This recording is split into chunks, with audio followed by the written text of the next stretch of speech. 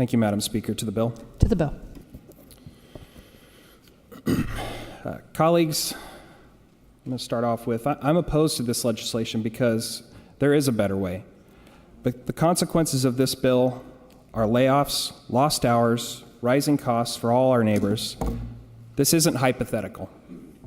There will be real impacts to real people. I've spent countless hours this week working on this issue and researching it to have the facts before me the best I could compile to come up with the conclusion I've arrived at, which is the same one I had when it came out of committee. I'm still no on this bill. I have right here in my hands the legislative fiscal report. I've spent a lot of time trying to read through this and understand what I see as an unbiased source of information says about what we are about to pass here possibly. I was going to talk about the K through 12 system impacts as well as the university system impacts, but two of our colleagues have already covered that, so I won't be repetitive. I do want to read, however, two portions that I have highlighted here in the fiscal report. First one is indirect costs to state government. It is possible that costs associated with an increase in the minimum wage may result in providers of goods and services increasing their rates and prices to consumers, including state government. While these costs and related price increases are indeterminate, this issue has been raised by a number of agencies across all program areas.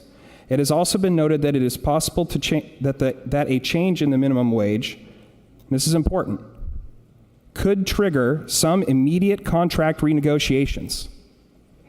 Those are unknown costs that we are not talking about. This bill has not been properly vetted through the Ways and Means process. We brought it up in the Business and Labor Committee. I'm bringing it up again to those of you who actually care enough about this issue to be sitting right here on the chamber listening to me. You know that the representative from House District 2, myself, rarely speaks on this floor, and I never speak on anything that I am not very passionate about.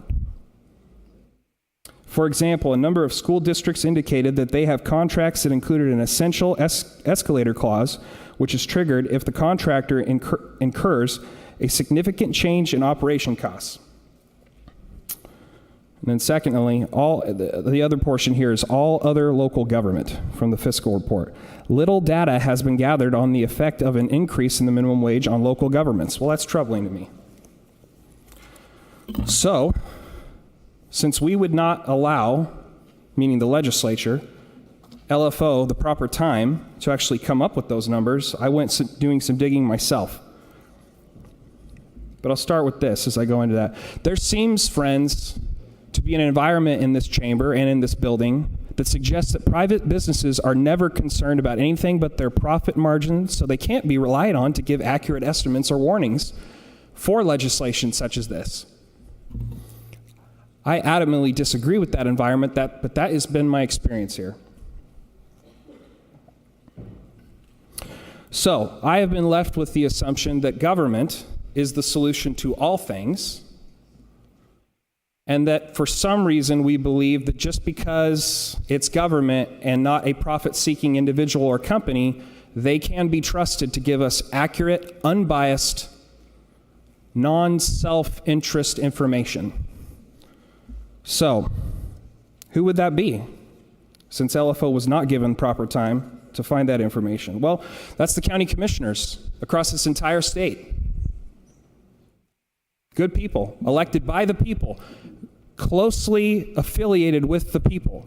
I tell my folks back in Douglas County all the time, even though you three are of a like mind in the decision making you think you should push forward to make the county the best you can, and I am in a much different situation far from home, I don't envy you because you have such a difficult task to deal with impossible budget situations right now. The lack of federal access to federal land so that we can pursue what was promised to us in the O&C counties from timber receipts has made our communities fade away to a former shell of their once glorious self. I am witness to those events. And part of it is that when you have certain factions of your community that for whatever reason doesn't think you can do anything right, they are right there at the front door of the county commissioners to beat on them about those issues. So I see them as being much more involved with the daily pulse of their community. So I'm going to just show you a few letters here. I have a letter from the Representative, one moment, please. Yes, sir. Yes, ma'am. Representative Krieger yields his time. Please continue. Thank you, Representative. I have a letter here from the Klamath County Commissioners expressing their sincere disapproval of this legislation and showing some of the fiscal impacts. I find those to be reliable because they have a much smaller scope and a smaller amount of people to keep track of. Thus, they can do the math and come up with what they need to project. I have one from Yamhill County's Board of Commissioners, same sentiment. One from Wasco County, same sentiment. One from Lynn County, very upset. But I'm going to read the final two. One is close to home and the other is home. Coos County. This is from the Coos County Board of Commissioners, signed by them. And I'm asking you to listen to this information.